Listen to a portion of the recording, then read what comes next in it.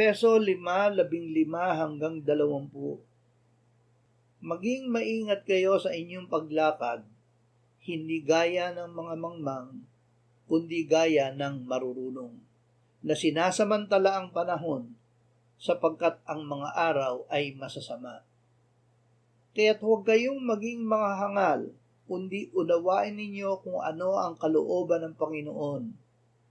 Huwag kayong magpakalasing sa alak, na ito ay labis na kahalayan, kundi mapuno kayo ng Espiritu Santo.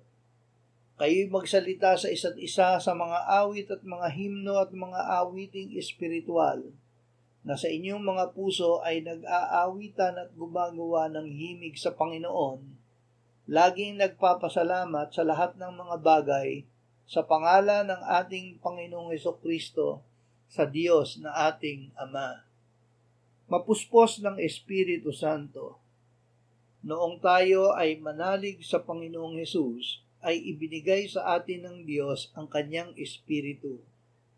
Ang Espiritu Santo ay nananahan sa atin bilang kanyang templo. Ang pag-ibig ng Diyos ay ibinuhos sa ating mga puso sa pamamagitan ng Espiritu Santo. Ang Espiritu Santo ang bukal ng maraming ilog ng buhay na tubig na bumabalong mula sa ating puso. Kaya't kalooban ng Diyos na tayo ay hindi lamang tumanggap, kundi laging mapuspos ng Espiritu Santo.